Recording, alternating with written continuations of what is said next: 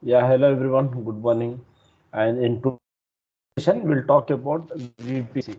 Okay, so VPC is one of the very core component of our AWS. Okay, so without VPC, we'll not be able to create any EC2 or any of the other resources. Let me share my screen. Can you guys see my screen? Yes. Yes.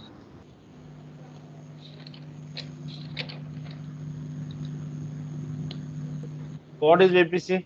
Any idea?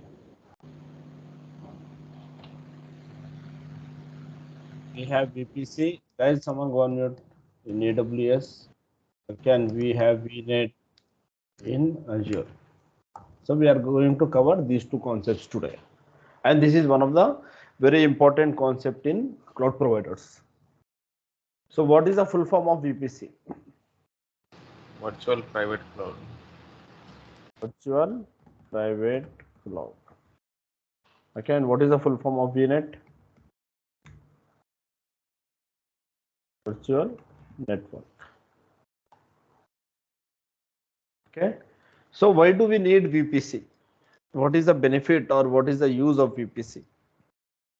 For example, let me just show you something. So this is our AWS account, right? So if I'm trying to click on instances, and if I'm trying to launch one instance, okay, this is just a sample name, and then any image, okay, and the type is T2 micro, okay, and then key pair, let me use any key pair, for example, for server, okay, and then we have something called network settings. This part is nothing but our VPC configurations. Means whenever we are trying to create any EC2, we by default we were assigning one VPC networking configurations. Okay, so in previous sessions, what we have did, we have used the default VPC. We haven't created our own VPC. We have used our default VPC. Here you can see the VPC number, and then we have something called subnet number. This is nothing but our availability zone, and then it is asking us for the public IP, and this is nothing but our security group, I mean the firewalls, right? So let me try to duplicate this page, go to EC2. Okay, let me try for VPC. Okay, if I'll click on this VPC,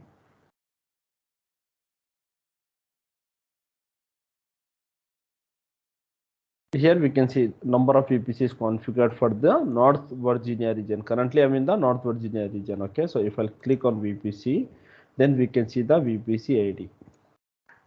This is also same, right? 626 means by default there was one VPC created for our AWS North Virginia region. This was provided by AWS itself. We haven't created anything. Okay, and here we can see some number has been configured, 172.31.0.0/16. What is this number? Okay, let us try to understand this. So let me first try to copy this VPC ID. Okay, this VPC ID has been assigned with a specific IP address range 16. Let me copy this. Okay, and then if I'll scroll this up, here we have something called IPv6 CADR. This is IPv4. This is IPv6. Then we have DHCP. Then we have something called routing table RT. Then we have something called ACL. This is the tenancy model. Okay, and this is the default VPC of our AWS account. I'm in North Virginia, yes, and I am the owner. Means this is the owner ID 540,540, right? So all these details we can find in our VPC service. So now let me try to create one EC2 and see what is happening. Default, or else I can use my security group. Storage is 8 GB only. Let me click on launch instance.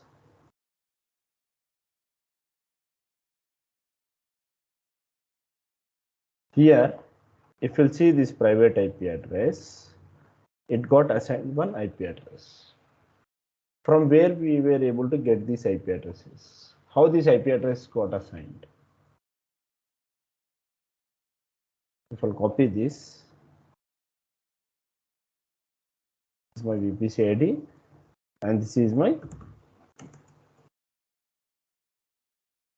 private IP of EC2.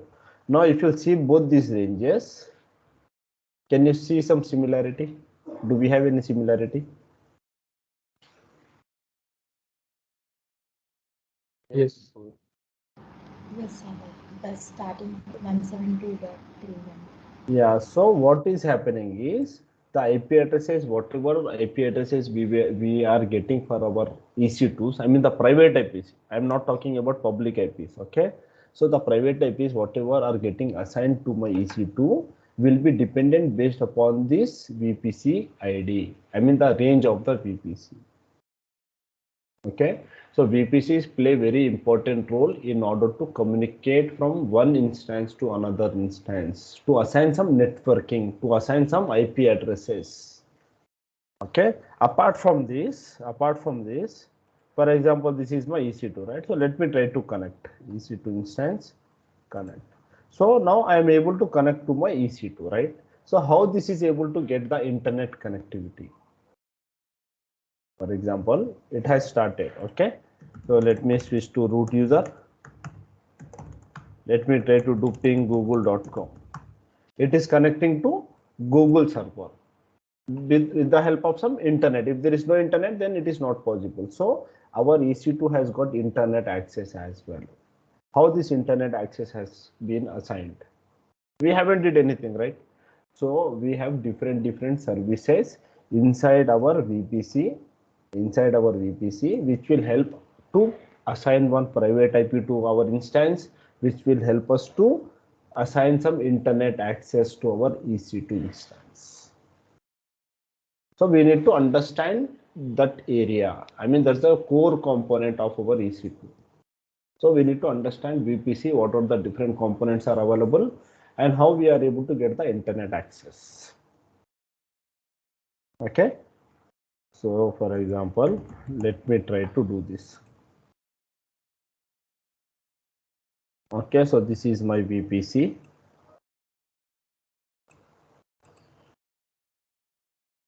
Okay, in this VPC, how many subnets can we have? I mean, how many availability zones can we have? We can have multiple availability zones, right?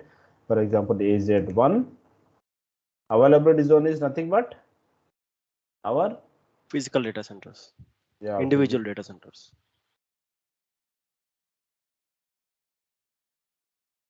okay, we have two different, for example, we have two different availability zones, and here what I am doing, I am trying to launch my EC2 in this particular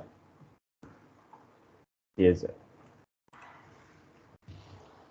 Okay, and also let me launch one more EC2 in AZ2.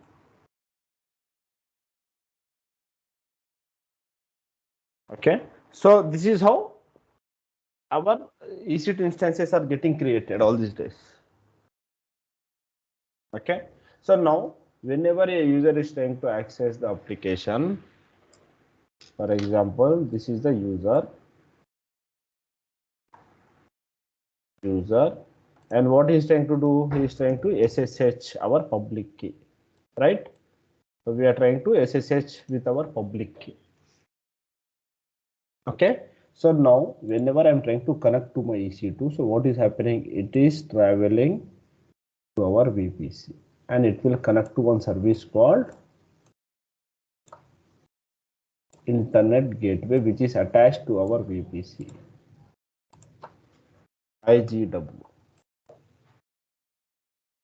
So we have one service called IGW. IGW is nothing but internet gateway, and this service is responsible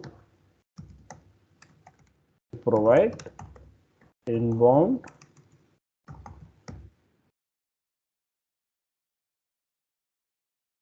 and outbound access. Okay, So whenever we are trying to SSH from our local machine, first we are trying to communicate with the internet gateway service which is attached to our VPC. If you see this VPC,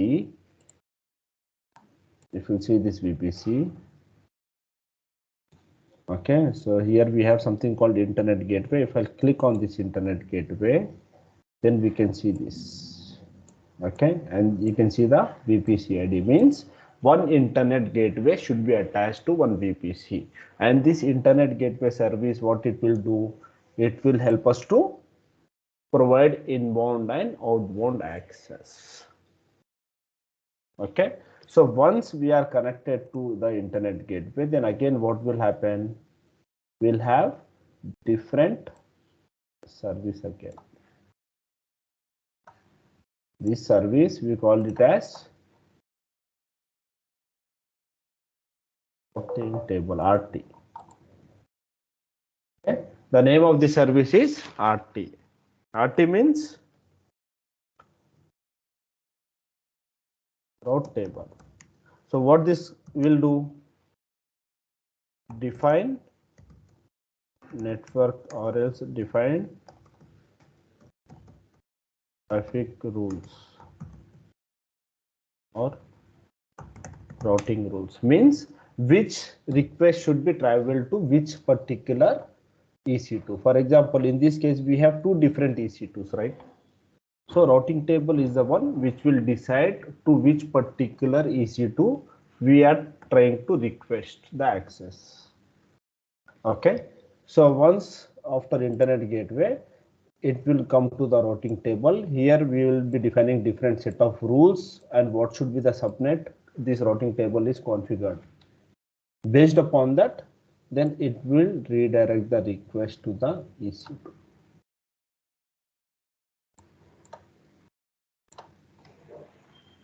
Okay, so this is all happening in the background without our knowledge.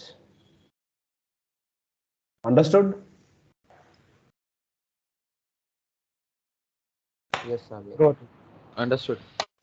So our VPC service, inside VPC will have internet gateway, will have routing table. And apart from this, we can, we do have security groups, right? So where can we find our security group? Security group over here. That is nothing but the firewall which will work at the instance level. This is what we have learned, right? So SG is nothing but our security group. This is to filter our traffic. Once if the security group or the firewalls are passed, then only the request will be sent to EC2. Okay.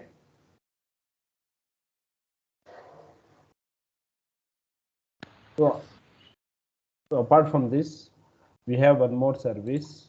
Let me delete this or else let me do one thing. So we have one more service called NACL.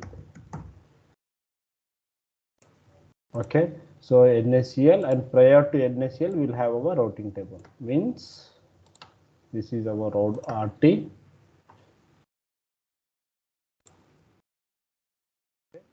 So whenever a request is traveling from SSH to internet gateway, then it will go to routing table, it will check for NACL and it will redirect to the security group which is at the instance level.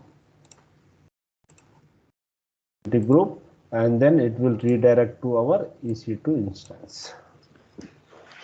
So what is NACL? Here I haven't drawn because there is no space left. Okay, so we have one more service called NACL, which is working beyond, before the subnets.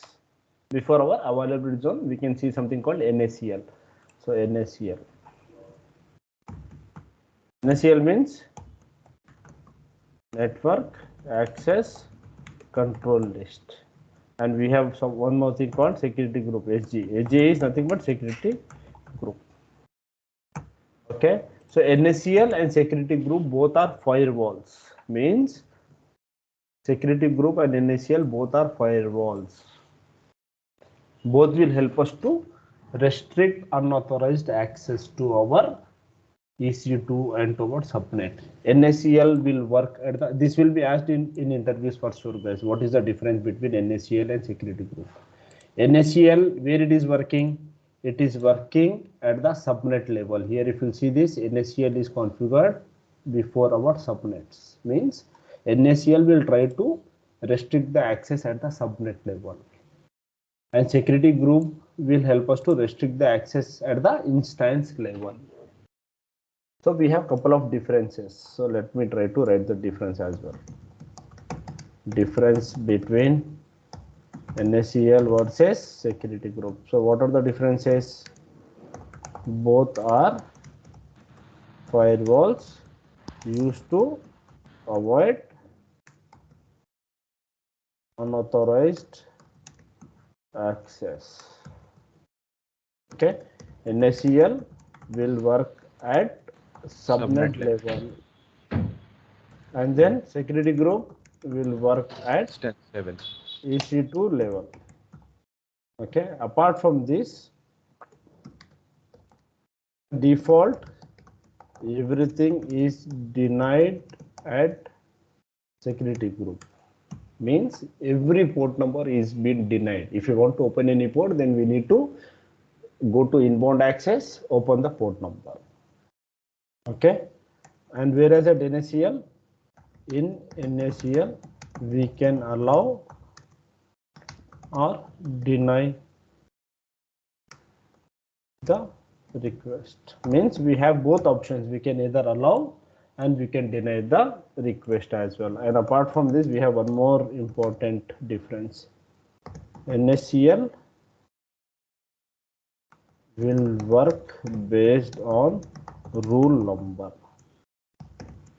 Okay, I will try to show you these differences, do not worry, but as of now just try to note down this. This is very important. This will be asked in interview for sure. And when it is asked, you need to specify all the 6 points. So Okay. Sabir, in NACL we can allow or deny the request, and in security group it's not an option like that. We cannot allow. Only thing, sorry, we cannot deny. If you want, by default everything is deny. If you want to open any port, then you need to allow. That's it. There is no option for allow and deny. Okay. So now let us try to design this. I mean, let us try to set up one by one. Okay. Apart from this, here we have seen something called one IP addresses. So this IP address has been assigned to our EC2 based upon the range of our VPC. So this is my VPC range, right? So now what is this range called? Who is going to decide this range? From where we should get this range? What do you mean by /16? This is very important, guys. If you are aware of this concept, then we will be completely aware how the IPs are getting assigned and what can be the IP which will be assigned to our VPC. Okay. So 172.31.0.0/16. This we call as CIDR range. CIDR full form?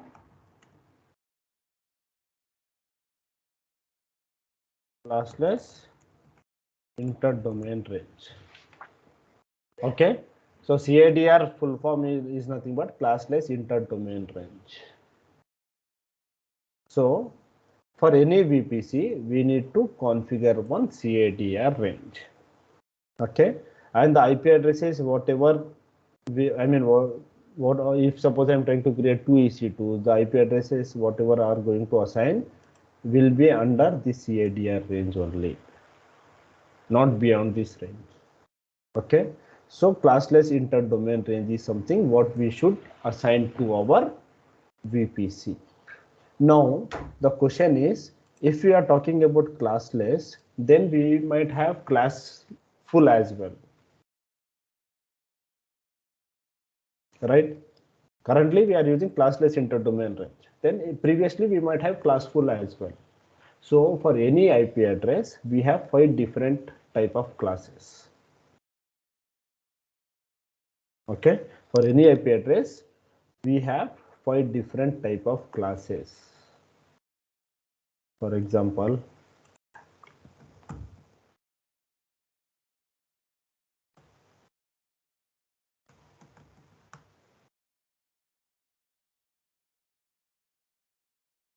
If I'll open this,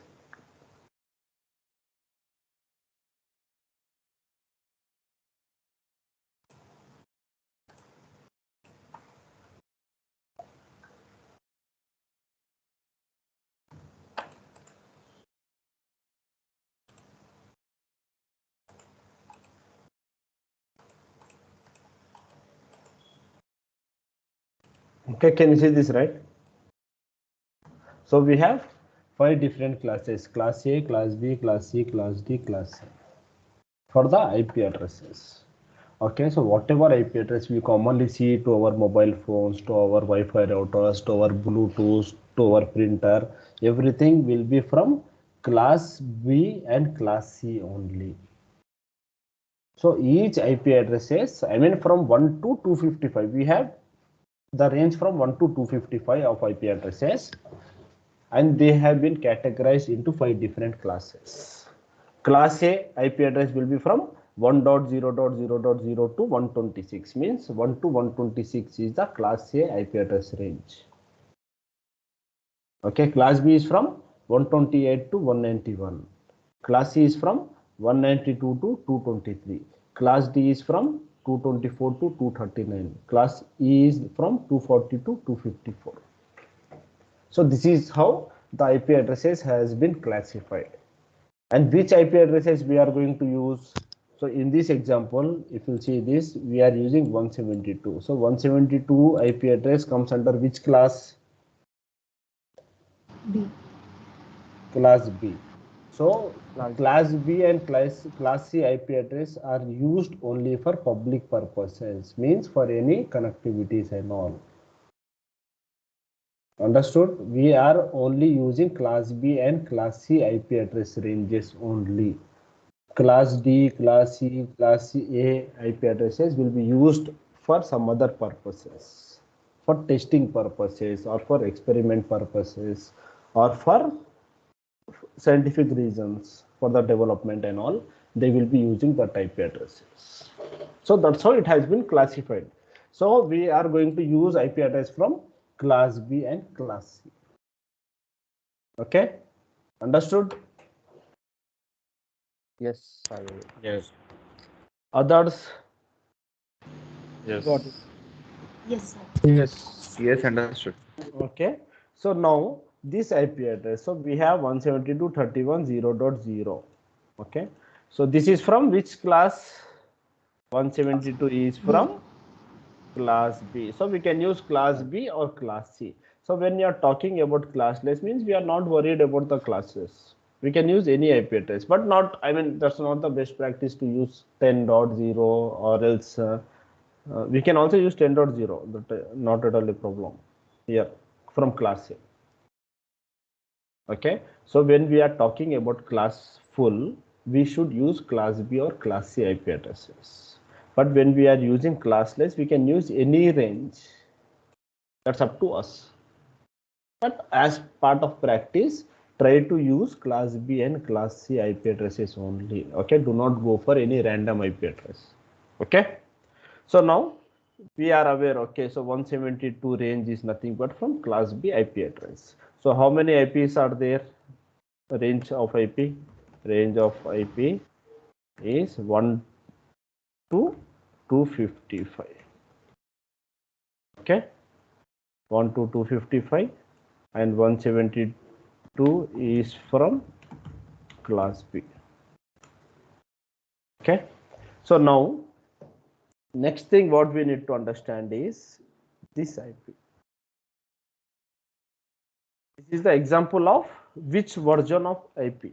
So we have 2 different versions of IPs as of now.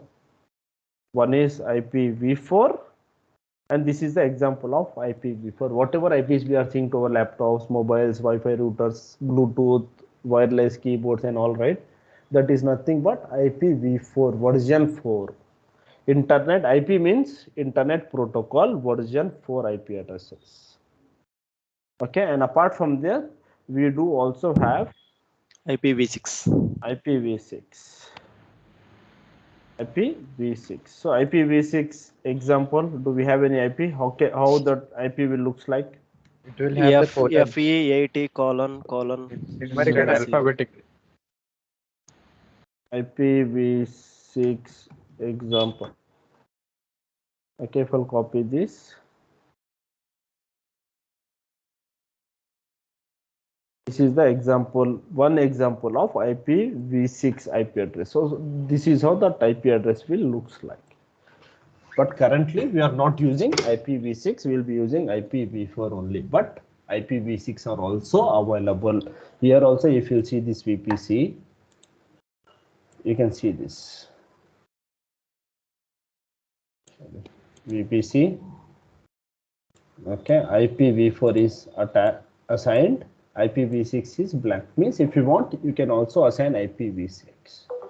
So when we have IPv4, then what is the purpose of creating IPv6? That is based on 128 bit.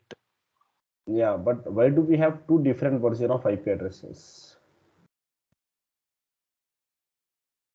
Because nowadays, everywhere we can see the IP address. Means everything is been smartly connected, even our fans, even our AC, our doors, our cameras, our mobiles, printers, everything is been assigned with the IP. So scientists, what they have did, they have created IP version 6 because they have thought that, okay, so we will be out of these IP addresses ranges. There will be one day that IPv4 will not be enough for the users. So they have created IPv6. In which purpose we can use IPv6? You can use for any purpose. Even if you want to assign IPv6 to your EC2, you can assign. That's up to you. If you are thinking that you are going out of IPv4 IP addresses, then we can go for IPv6. The range of IPv6 will be very high comparing to that of IPv4. Okay, that's up to you. Okay. IPv6 will have classes also, same like IPv4. No, IPv6 don't have any classes. Okay. Okay, so focus on IPv4. IPv6, no one will be asking in interviews as well. So do not worry about IPv6. So focus on IPv4. So this is our IP address. And this is how IPv6 will looks like. Now, /16. What is this /16? 16 bit, I think. Subnet This is masks. called as subnet masking. What is the use of subnet masking?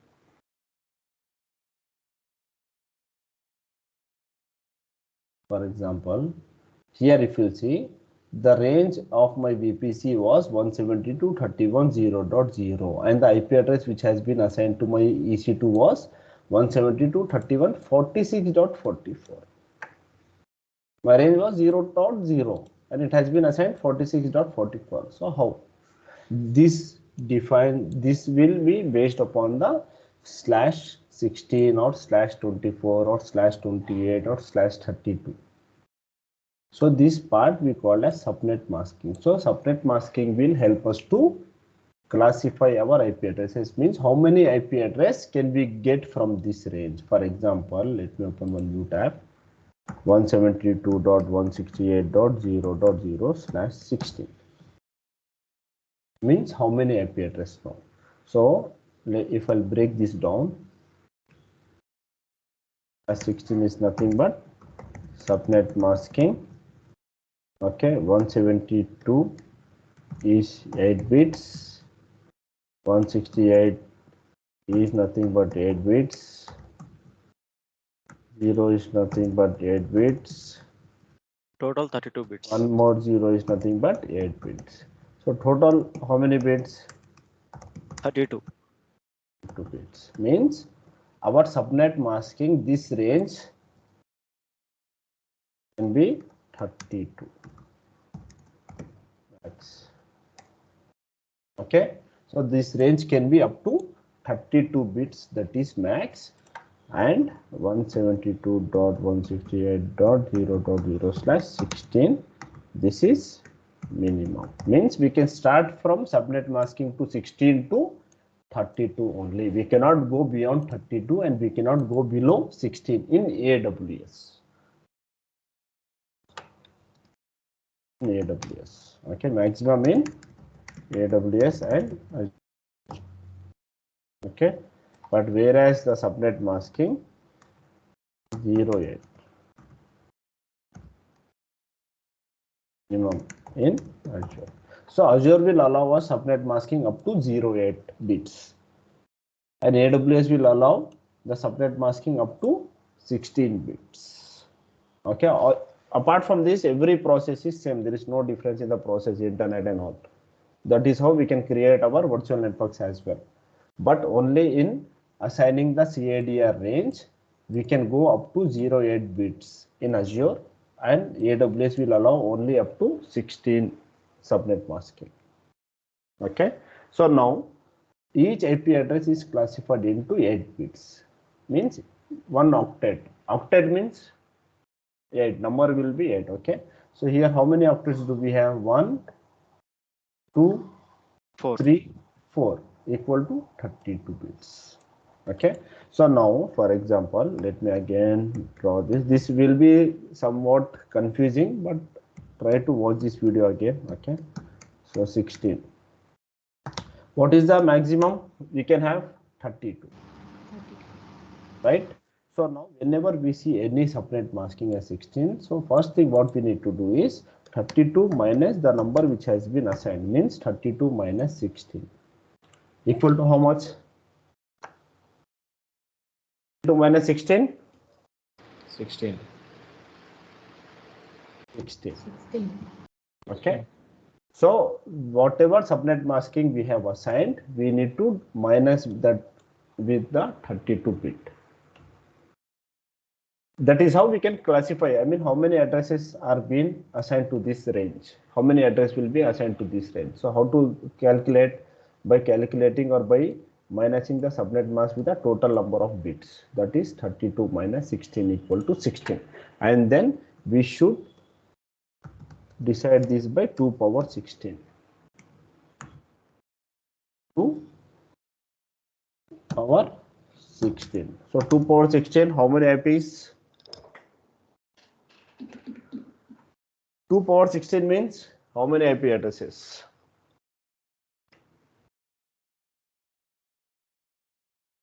Thirty-two only, no? ఏం లెక్కలు చేస్తున్నావా నువ్వు? 2 power 16. 2 IP address.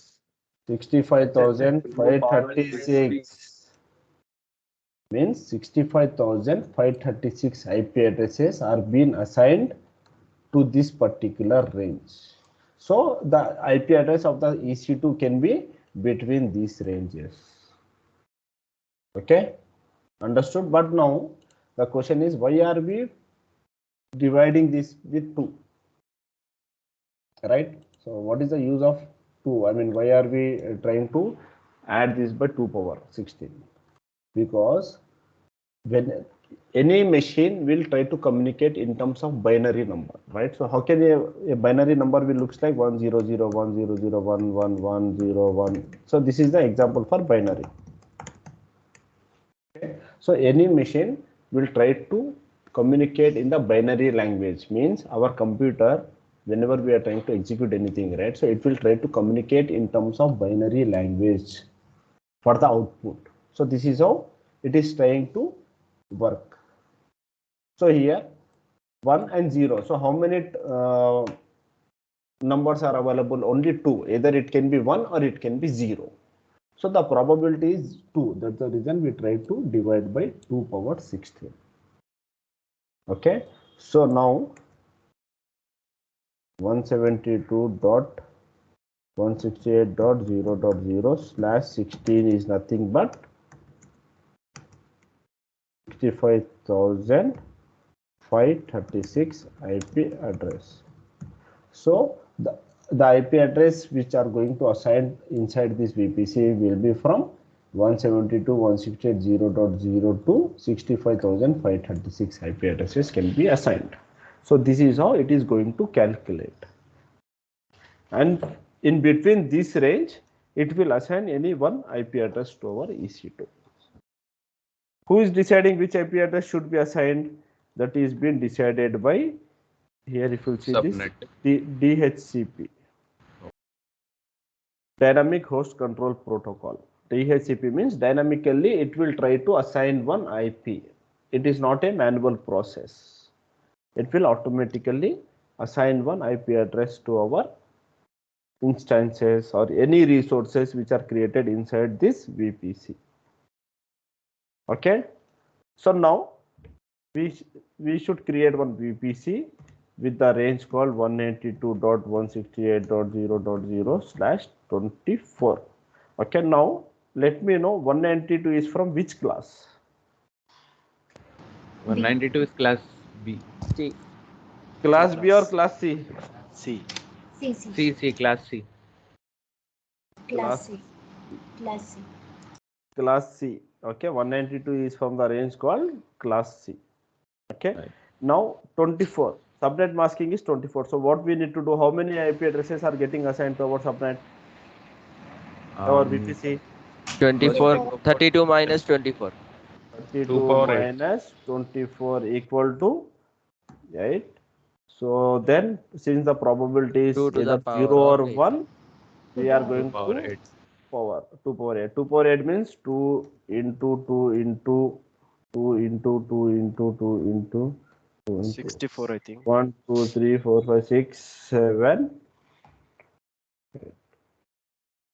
How many IP addresses? 2 to the 4, 4 to the 8, 8 to the 16, 16 to the 32, 32 to the 64, 64 to the 128, 128 to the 256 IP address. 256 ఎందుకు వస్తుందా? 256 వస్తుందా? ఎందుకు వస్తుంది అంటే క్యాలిక్యులేట్ చేయి, క్యాలిక్యులేటర్ ఈ ఫోన్ లో. Sorry bro. Okay, 256 IP addresses will be assigned to our VPC. Okay, so 256 IP addresses means the range can be 192.168.0.0, 192.168.0.1, 192.168.0.2. So this way it will come up to 255, means 3 and then 4 and then the final IP will be 192.168.0.255. So this is our first IP. This is our last IP, means whatever EC2s we are going to create will be assigning these IP addresses. How many IPs? 256. So 255 plus 1, 256 IP addresses. Yes or no? Understood now? What is happening? Yes. Yes. Yes. Saber, this will always be the 8-bit 192, 168, 0. There That will will always be be 8-bit only. That will be 8-bit. I mean, that is in terms of some binary in the background. Okay, And this okay. is more kind of networking concept, guys. In interviews, they will be asking if suppose your subnet mask is 24. So how many IPs you will get? At that time, you can calculate. Okay, 32 minus 24, 8, 2 power 8. That's it. That's your answer. Okay. So now let us try to create one VPC, and this is the same concept for Azure as well. In Azure, it will support up to 08. 32 minus 8, 24, 2 power 24. Try to calculate that. Okay. Apart from this, we do have some calculators. IP calculator. Okay. If I click here, here it is asking for the address and the subnet masking is 24, and click on calculate. Then here you can see this is from class C. This is for this is for what we call V6. Okay, and then here we can see how many IP addresses. Where it is 0.24. This is not good. Let me go for one more calculator.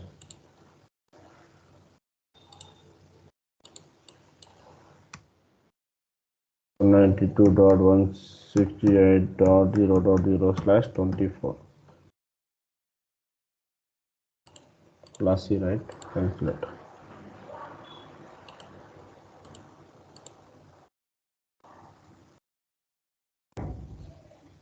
What happened? Even this is not working as expected. Let me open one more calculator.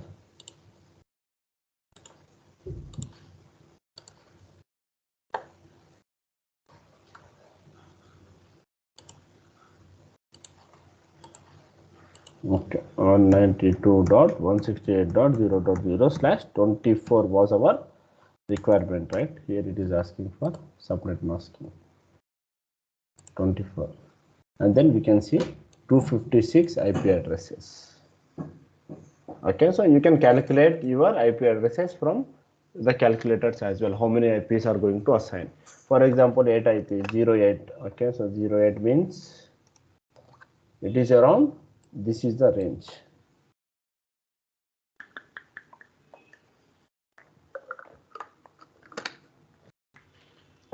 Okay, guys, understood with this CADR VPC?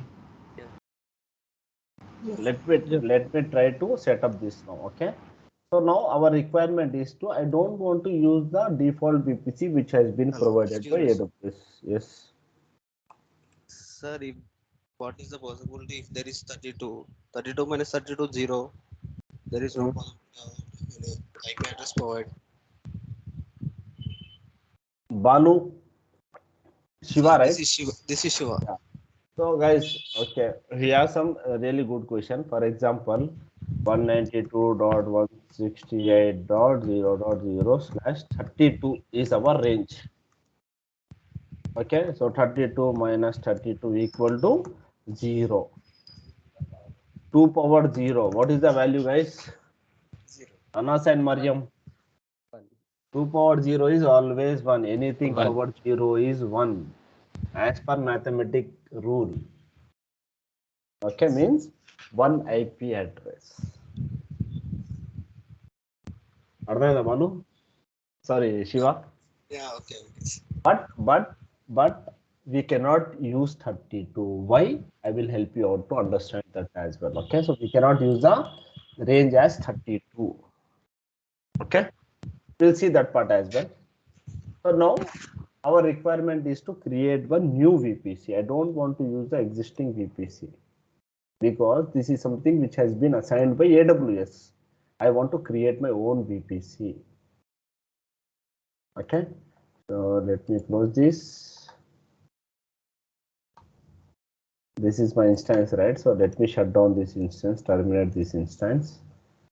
Okay, now this is my VPC service. Click on create VPC. Okay, VPC only. Here, for example, my VPC. So this is the name of my VPC, and what should be the IPv4 CADR range? For in our case, 192.168.0.0/24 is what we have taken. Okay. Then scroll down. I don't want to have any CADR v6. I mean IPv6. We don't want anything, right? So let me ignore this. Let me scroll down and click on create VPC. So what happened? One VPC has been created. If you go to your VPCs, you can see. Let me refresh this page. Okay, here you can see one VPC has been created. That's it. Our VPC is ready now. Okay. Now here, if you see this is my VPC ID, and this is the range assigned to your VPC, and this is the DHCP option, means dynamic host control protocol, and one routing table is also created. We haven't created any routing table, and also one network ACL. This is also by default got created. We haven't created this as well. So whenever we create one VPC, routing table will be created automatically, and network ACL will also get created. Okay, understood how to create one VPC? Yes. Yes, sir. Yes. Creating VPC is pretty simple. We just need to understand the CADR range what we want to use. That's it. And now let us try to design as per this diagram. So I have created my VPC. What is the range for my VPC? range is 192.168.0.0/24. Now here we have two AZ1, AZ2. Generally we call this as subnet 1 .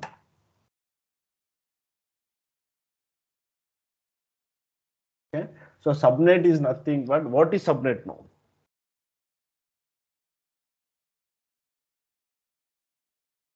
Okay, inside VPC we can find subnets. So what is subnet? How many type of subnets are available?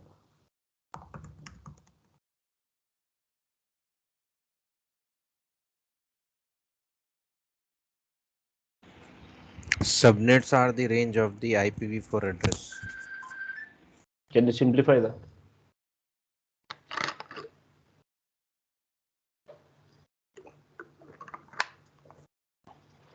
Okay, so how many type of subnets are available? Two types of subnets. One is public subnet. This will be asked in interviews. Okay, one is private subnet. One is public subnet and one is private subnet. Public subnet means having access to internet. Private subnet means no internet access.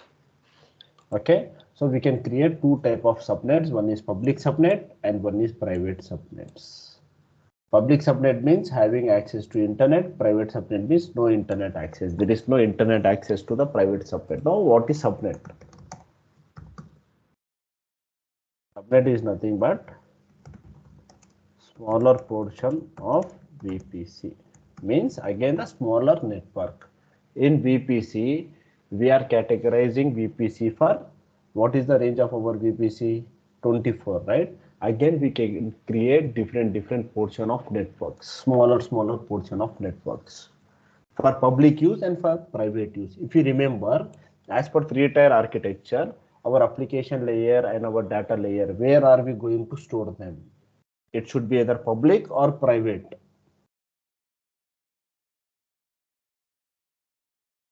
Application layer and data layer should be exposed to internet or not? No, it should No, be right? private. Private. Yeah, in that case we should use private subnet. Web servers, where should we deploy our web servers? Public Public. subnet. So we are Public. going to use public subnet. So now what is the difference between them? Public means having access to internet. Private means no internet access. That's the difference. Understood? So we are breaking our VPC into again smaller portion of network with different IP ranges. Okay. For example, what is our VPC range? 192.168.0.0/24. Now public subnet, for example, public subnet 192.168.0.0/28 means how many IP addresses? 32 minus 28. 4, 2 power 4, 16 2 IPs. 4. 16 IPs means to our public subnet, we are using 192.168.0.1, 192.168.0.2, 192.168.0.3. Guys, repeat 192.168.0.4. What will be the last IP? 15. 15. Why 15? Because Our 0 is range is counted. 16. 0 is considered as first. Yes. So 0 to 15. So this will be our public subnet range. Now what I will do, I will create one more subnet, private PRI subnet. The range will be 192.168.0.0/28. Will it allow or not?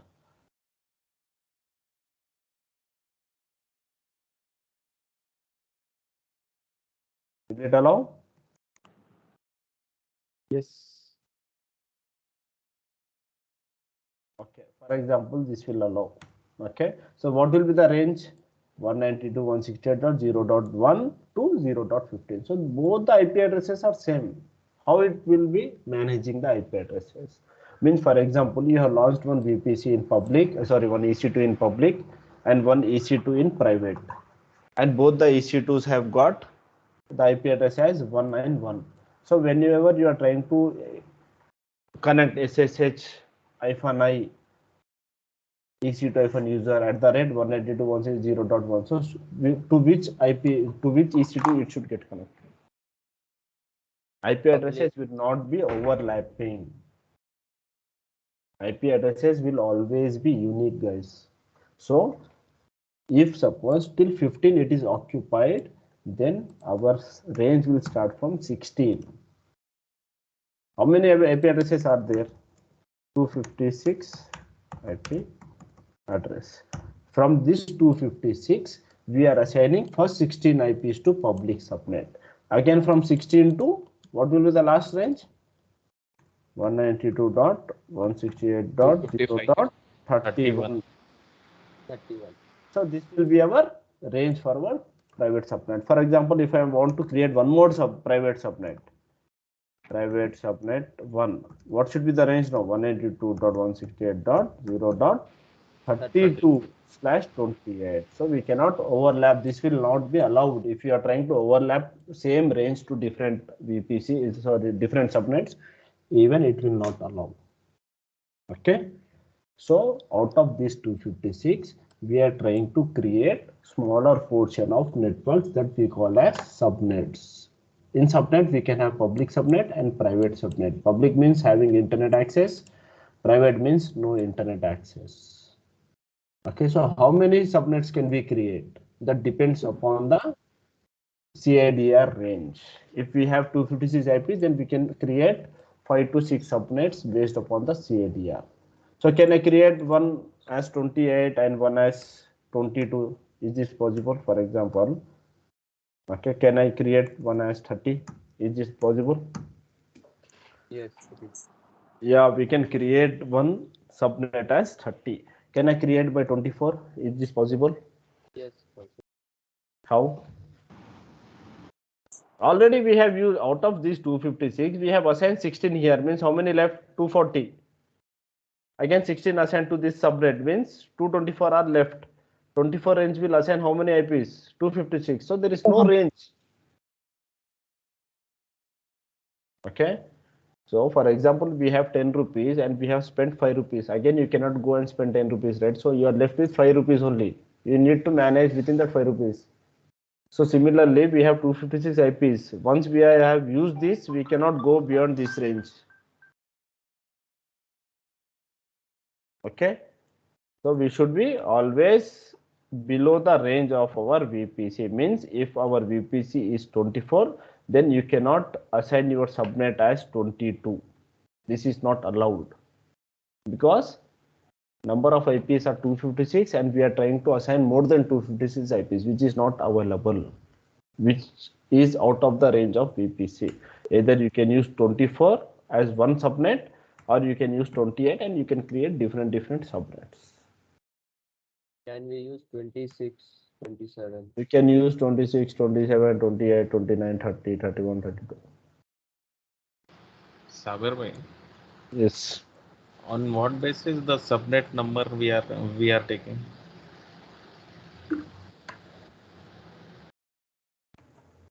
Basis upon the VPC range.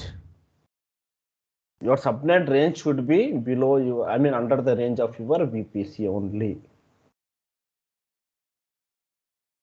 Okay.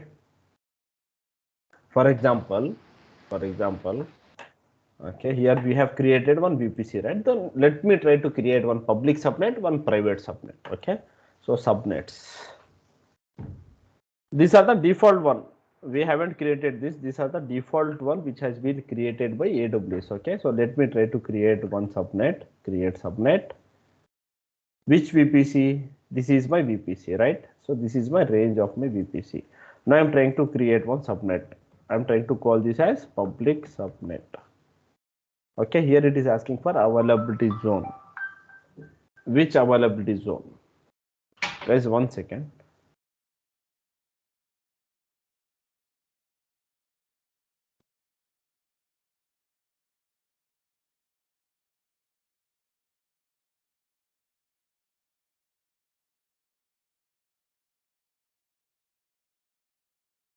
Okay, so which subnet, sorry, which availability zone? US East 1A, 1B, 1C, 1D, 1E, 1F means these are the different data centers available in North Virginia. So where you want to create your subnet as per this diagram, AZ1, AZ2 means 1A, 1B for example. So I will create my subnet in 1A region means in the VPC, I mean in the data center of North Virginia region. Okay, and now what IP address you want to assign? Subnet CADR. For example, 190 instead of 192, I'm trying to use 10.0.0.0/16. Here you can see 65,000 IPs are being assigned to /16. And if I'll click on create subnet, it will not allow because CADR address is not within CADR address from VPC. Means your VPC is from 192.168.0.0/24 and the subnet you are trying to assign is 10.0. So this is not allowed. So you need to be 192.168.0.0/24 is allowed, or 25 or 26 or 27 or 28 or 29. Okay, for example, I'm trying to use 22. See what is happening. CADR address is not within CADR address from VPC. Means here we have got only 256 IPs and we are trying to assign 1024 IPs, which is not possible. If you want to use n number of IPs, then you should have created the VPC with 16 subnet masking. Understood? Yes, sir. Yes. Yes. So let us use by 28 means 16 IPs. Okay, scroll down and click on create subnet.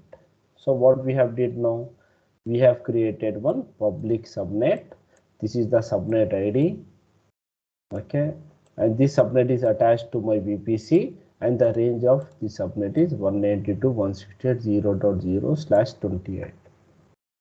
Okay, and then IPv6 is not assigned, and here you can see available IP address means to this subnet 11 IP addresses are available, and currently this subnet is in the availability zone called US East 1A means data center. Okay, now here if you see this number of IP addresses available are 11 only. But what we, as per our calculations, how many IP addresses got created? 16 IP addresses. But here we can see as 11 IP addresses only. So where are the remaining 5 IP addresses?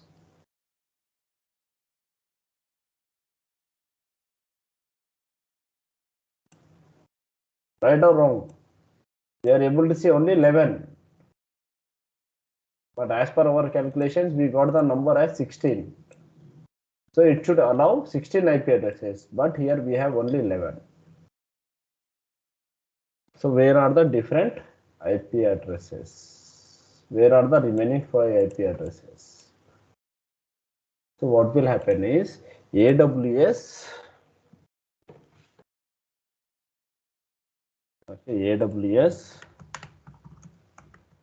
will reserve the 5 IP addresses means PDR address.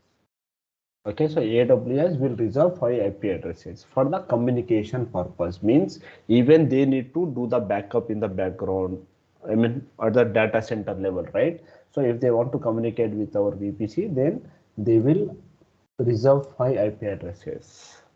For example, you have 256 IP addresses to your VPC. Means 251 you can use.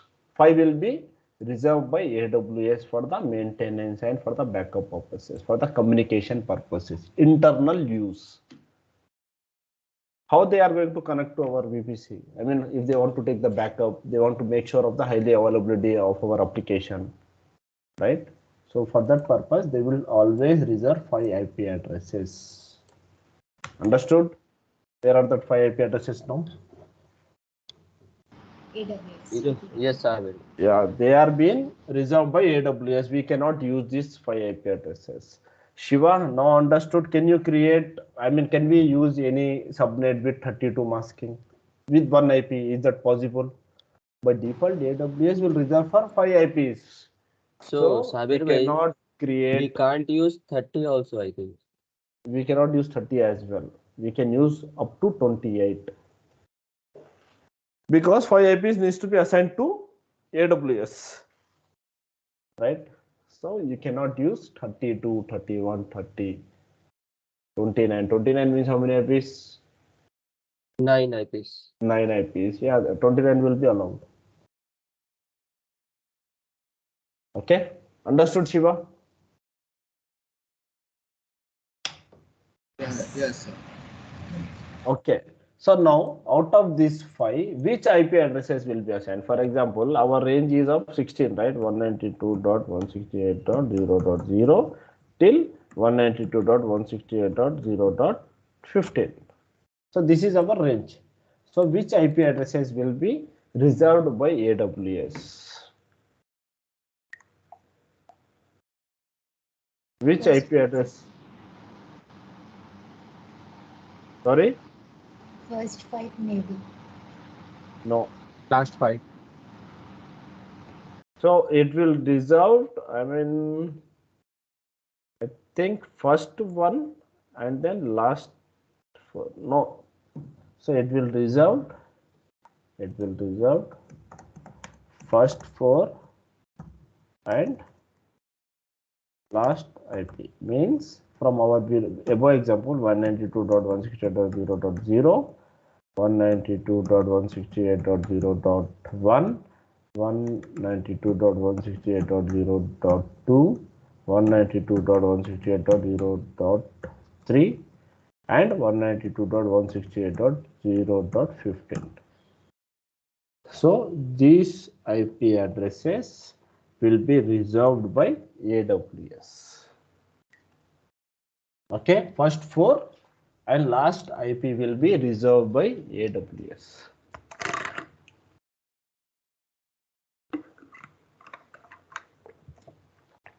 Understood? Yes, Sabir. Yes. Yeah. Yes, Sabir. So let us back to topic. So this is my public subnet. So let me try to create one more subnet which is private. So which VPC? My VPC. I mean this is the name, and then here I am trying to classify as private subnet. Okay, and then availability zone. In which availability zone you want to create? Means in which data center? I want to create this in US 1B. Okay, and then what should be the range? 192.168.0. For example, I'm trying to assign 0.0 again. Let us see what will happen. Okay, 0.0 only, and create subnet. See, already one subnet has been taken. So you cannot use 0.0. So we can use 0.15. For example, create again, it will throw error. See, 16 is free, so I can use 16 IP address. Create subnet. So how many subnets are there now? So our VPC. Let me try to add some filter. This is my VPC. So for this VPC, we have 2 subnets. One is public and one is private. Public and private. Okay. So now if you see this as per our diagram, so we have created 2 VPCs. Sorry, 1 VPC and 2 subnets. Now we need to create internet gateway, because internet gateway is responsible for incoming and outgoing of the internet access. So let me go to internet gateway. So there is one internet gateway. This is the default one. So let me click on create internet gateway. My IGW will be the name, and click on create internet gateway. Done. Internet gateway is also created, but if you see the state, it is detached and there is no VPC attached. Means we need to attach the internet gateway to the VPC. Here you can see you can now attach to a VPC to enable the VPC to communicate with the internet. Okay, actions attached to VPC, and to which VPC you want to attach? My VPC, right? So click on attach internet gateway. For every internet gateway, subnet, and then VPC, we are able to see some IDs created. See, unique IDs. With the help of these IDs, we can map to our resources, which is our internet gateway and all.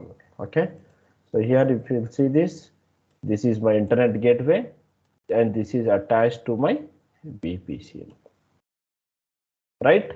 So now the final part left is routing table. So here what we have seen when we have created our VPC by default one, this is the one. Okay, here we can see some routing tables has been created automatically, right? I haven't created any routing table, but by default it has been created.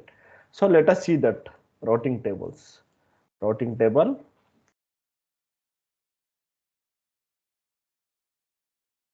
So this route table is attached to my VPC. So let me try to use this public RT. Instead of creating, I'm trying to use the same one, or else if you want to create, you can create as well. That's up to you.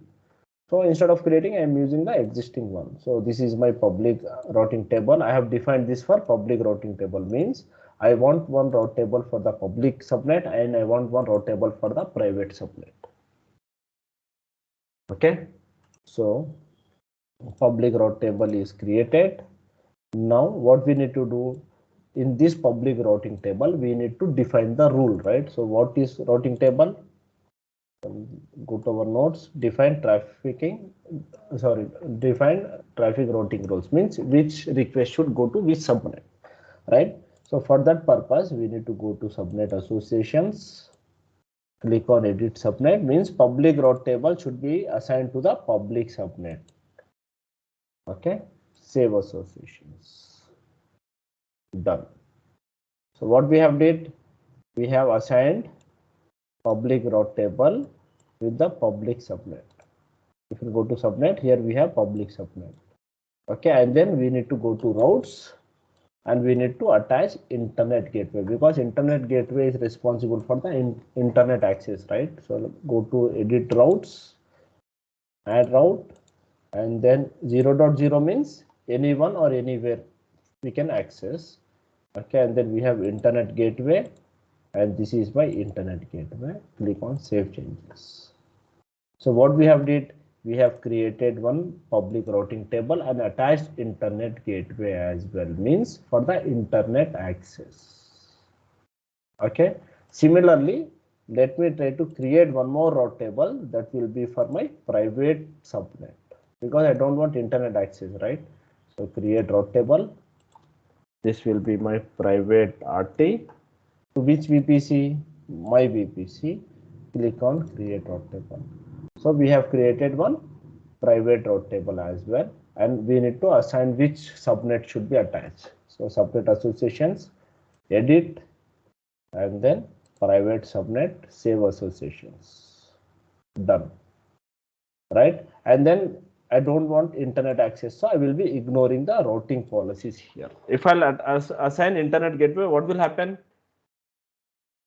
You'll get the internet access as well. So I don't want internet access to my private subnets. That's the reason I am not configuring any routing of internet gateway.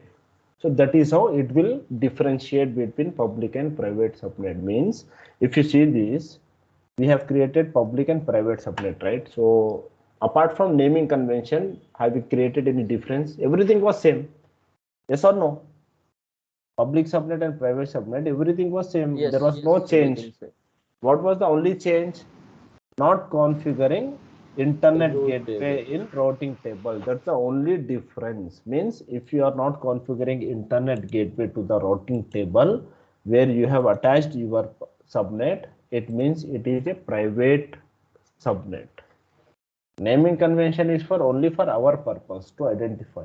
If someone comes and write it as public subnet, then it will not become public until and unless we attach internet gateway over here. Okay. So now, as per this diagram, we have created two subnets. Routing tables are also created. Internet gateway is also created. So now it's time for us for testing. Means if I launch one EC2 in public subnet, I should be able to connect to the SSH. I mean, I should be able to connect to the internet. And whereas for private, it should not be able to connect to internet, right? So let us try to test that. So let me go to my, let me just close this. Let me go to my EC2.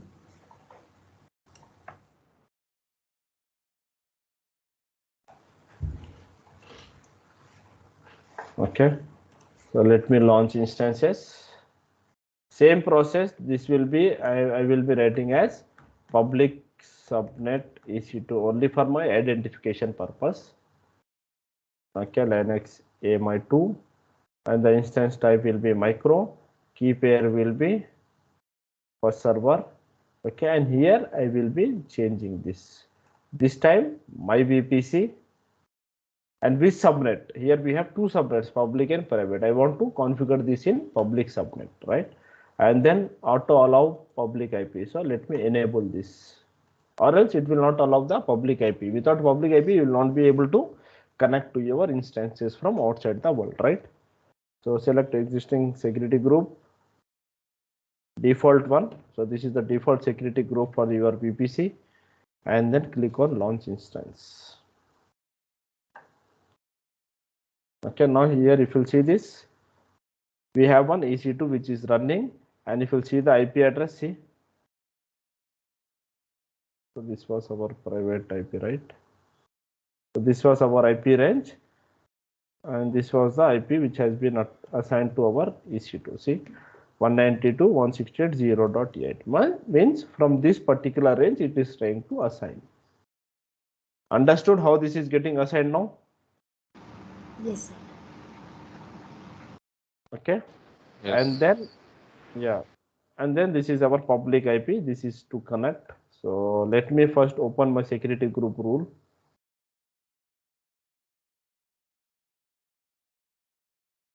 Let me go to my security group so that I can open the SSH.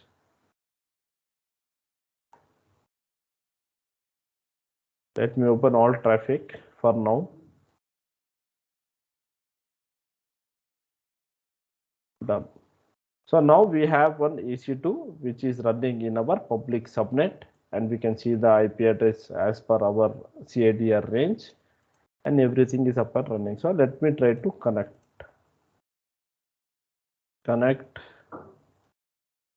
Let me copy this. Okay, where is my key? I think it's in the download. So let me go to downloads and click on git bash. Paste.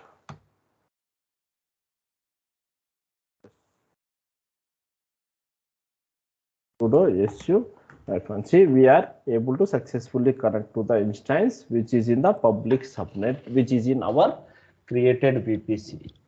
SSH is successfully done, means we were able to successfully launch the internet gateways and everything. If you want to test, then you can just do ping google.com. Able to get the response means we have successfully provided internet access as well. Understood? Yes. Yeah. So what we have did, we have opened all the rules in the security group, which was a firewall. And similar firewall, what we have NACL, right? So let us see NACL, what is happening in NACL. For example, okay, here if I'll go to NACL, if I'll scroll down,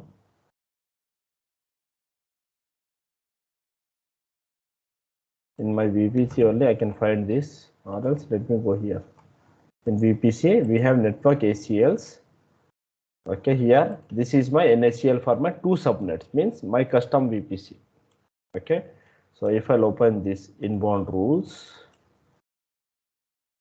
edit inbound rules, here you can see there is something called all traffic which is allowed. Means here, sorry, here it is allowed and here it is allowed. So we are able to successfully connect to our EC2. For example, see now what is happening here. We are able to get the response, right? So for example, at NACL, I am trying to deny this. I am trying to deny all the traffic, means there should be no traffic. Save changes. See what will happen now. Our EC2 will not be able to communicate to our Google server. See, this has stuck. Why? Because our firewall is blocking to communicate. See, even my cursor has been stuck. If suppose, let me close this. Let me try to open one more git bash. And if I'll try to connect to the same server, this was my server, right? Hit enter. This time this will not able to connect to SSH as well, because everything is being denied at the NACL level only, at the subnet level. There is no traffic which is passing to my subnet. NACL is the firewall which is trying to block the request. Understood? The connection time mode. Our security group, everything is open, but NACL level we are trying to block them.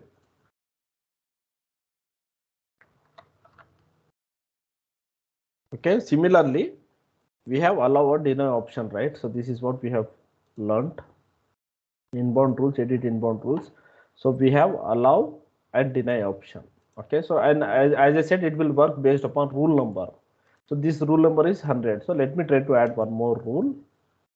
This rule number will be 99, and this will be all traffic. And here I am trying to allow same rule. Here we have one number called 100, one number as 99, and one is trying to deny and one is trying to allow. And let me click on save changes. Okay, now let me try to connect.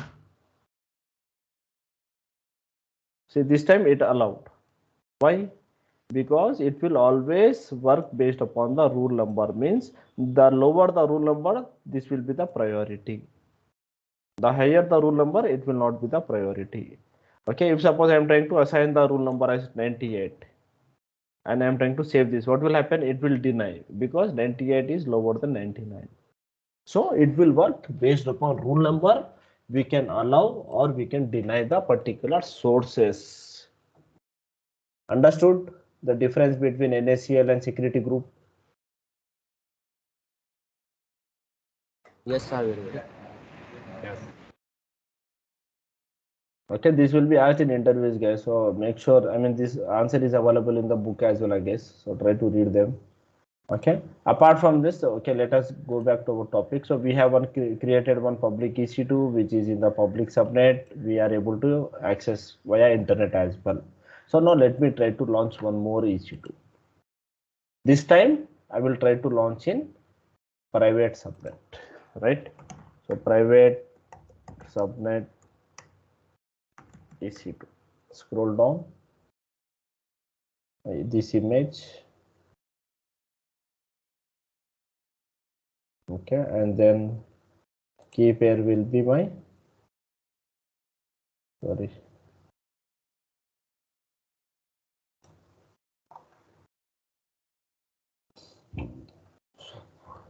so networking, my VPC, and this time this will be private subnet.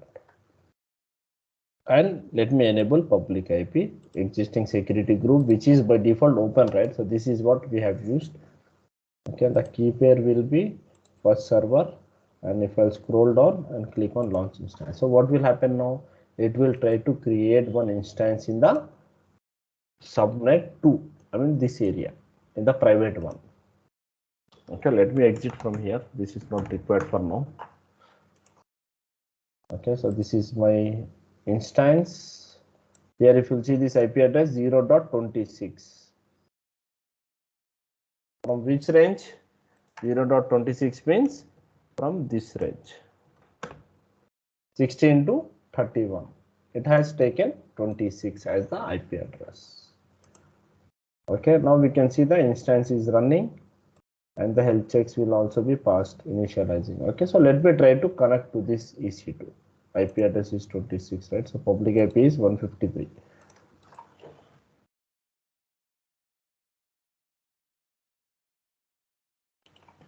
Hidden. So what will happen now? Will it connect or will it not connect? It will deny Why?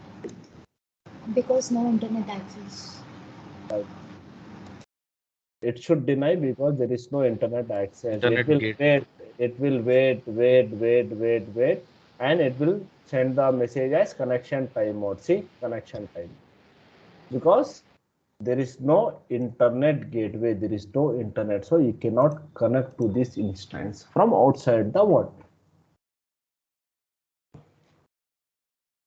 let me try to access one more time.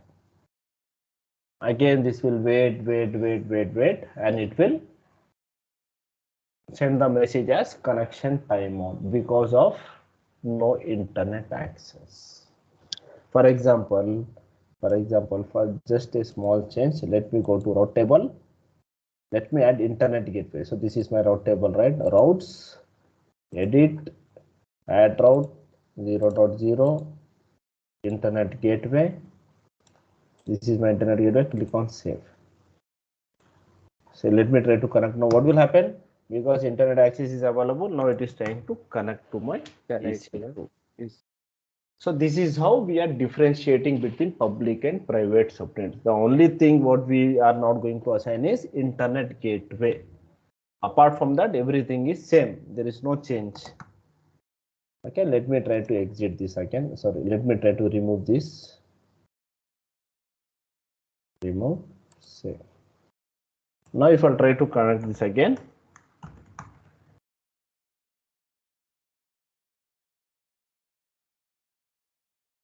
still not working because there is no internet gateway now. Understood? Yes, sir. Guys, this is clear. Yes, understood. Yes. So can we connect? Can we connect? Is there any possibility? Is there any possibility to SSH? Is there possibility to do any SSH? Yes, there is always possibilities. Okay, so what we can do is we can have one public subnet.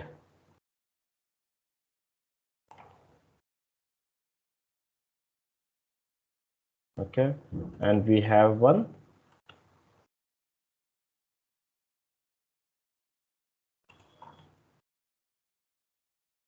private subnet. So here we have one EC2. So this is the same case in our use case as well, right? So EC2, and here we have one EC2. One is private, one is public, and user is trying to connect. User is trying to do SSH. So what we can do, the user can connect to the instance which is in the public subnet first. I mean, there is a way to connect to the private subnet EC2 as well. How? By connecting from outside the world to the public subnet. So let us try to do that. 153, right? So 72 was the IP address of the public EC2. So let me try to connect first. Connected, right? Great. Now from here, what I can do, I can connect to the instance which is in the private subnet. Okay, so how can we do that? For now, I can use SSH command -i and then key name. So do we have that key configured here? No, right? So let me try to copy that key. This is my key. Let me copy that key. At first server. Let me copy this key. Where? In the public EC2. So vi test.pem. So this will be my PEM key name. Let me copy paste. Let me save. LL. Let me provide permissions as 600. Test.pem. Now I can do SSH -i test.pem EC2-user and then I can use IP address. So let me try to use public IP and see what will happen.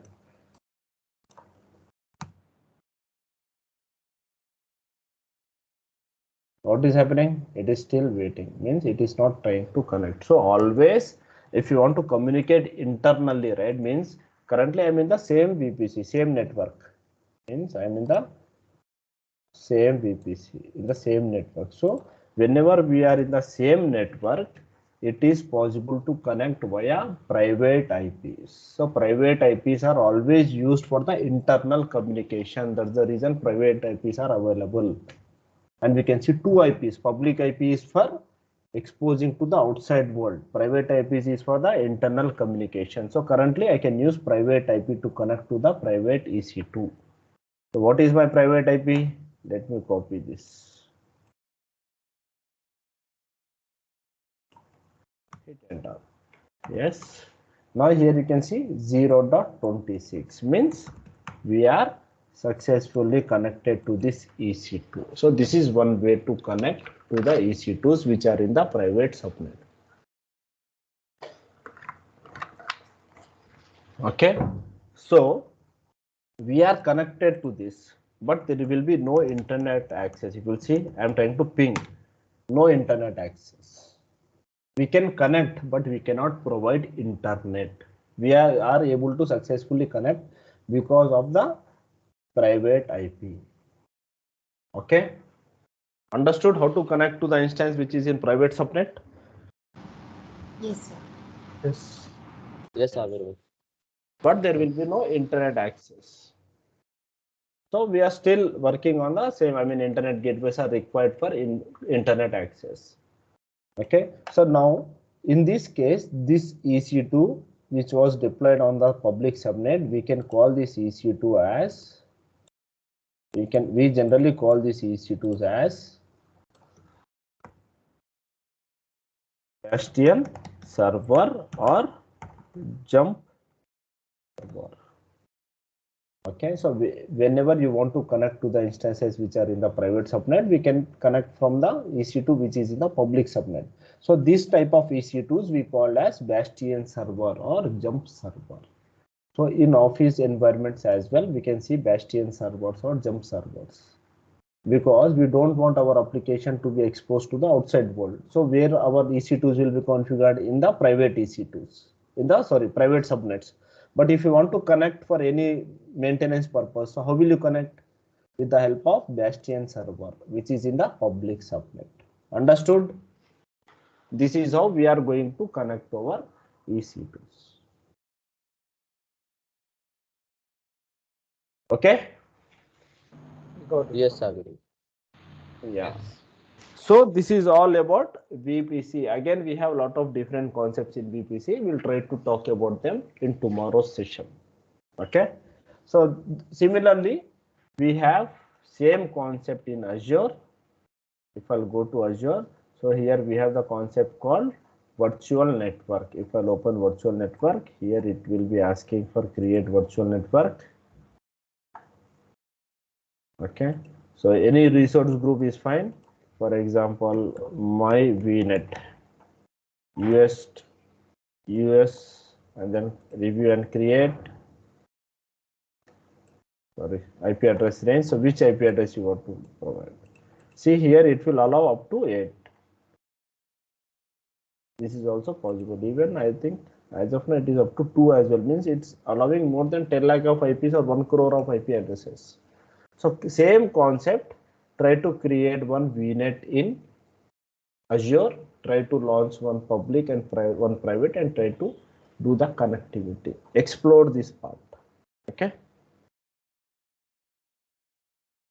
Yes, Saber. Sure, sir.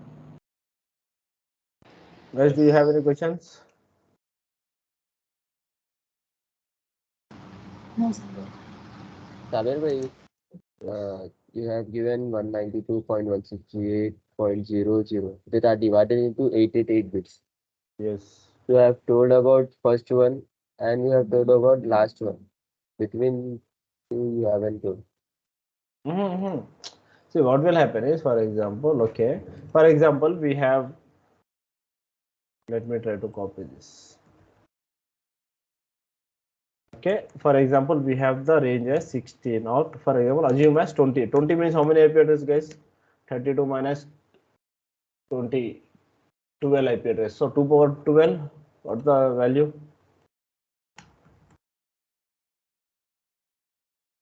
Two power 12 will be 4096 IP address. For example, we are using 2 power 12. So now what will be the range? For example, we are trying to create one subnet with range 192.168.0.0/22. 22 means what will be the range? 2 power 22. Over 10. It will be around 1024 IPs. 1024 IPs.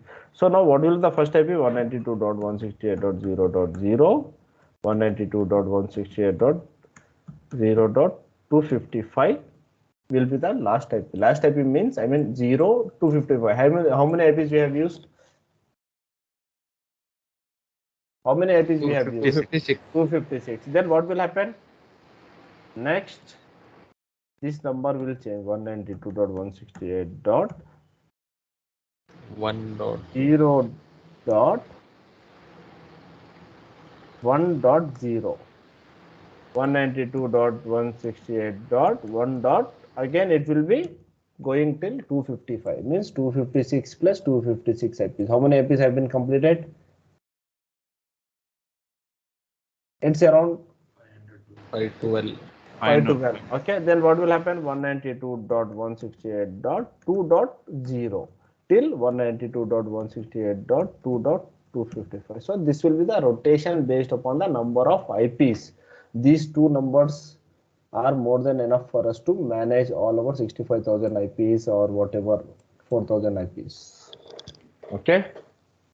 Yes, sir. Thank you. So these numbers will, most of the time the fluctuation will happen only in these two numbers only. Okay. Guys, any other questions?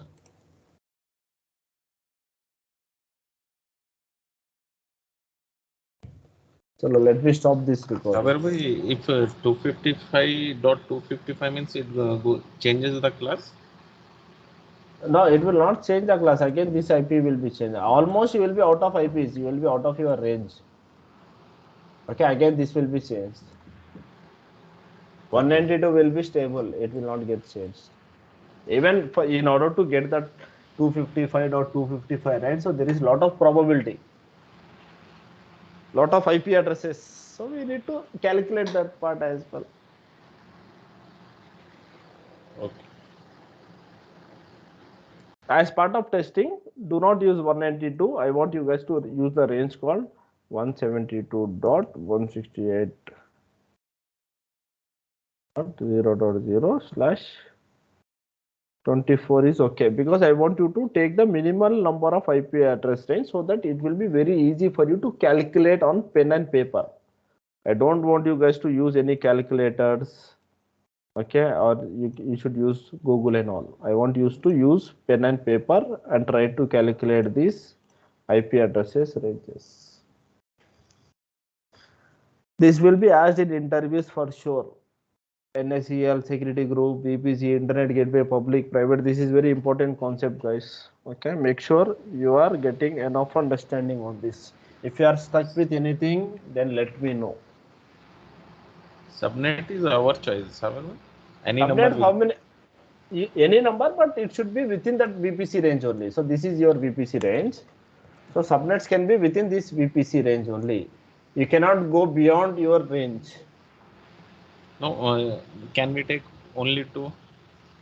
Yeah, that's up to you. You can Maybe use more two. than crores of IPs will be created. Yeah. You are asking about the subnet masking? Yeah, subnet masking. No. See, subnet masking should be above your VPC for your subnets. If we are assigning 24 as VPC subnet masking, then VPC masking, then your subnet should be like 192.168.0.0 or 0.10, anything, but it should be above 24 only, like 26 or 28. Okay. You cannot go like 22 or 16 because you are out of VPC range. Your VPC has only 256 IPs. So you should classify inside this VPC range only. Okay. Okay. You can create any number of subnets, that too based upon the range. If you are having still some IPs left, then you can create one more subnet. But even we have that limit. I mean, how many IPs can we create for one region? In one region, how many IP addresses can we create in AWS? I think up to 5 VPCs only we can create. How many subnets? Even that part you need to check. Even we have some restrictions. You cannot create 100 VPCs. No. You can create only 5 VPCs in one region. If you want to increase the count, I mean, for example, you want to create 8 VPCs, then you need to contact AWS support for this. Okay.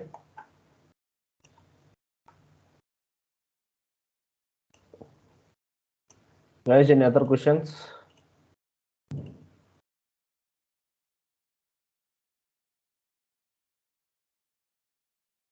So watch the video carefully and try to note down all the important points and try to create one VNet in Azure as well. Okay. So chalo then let me stop this.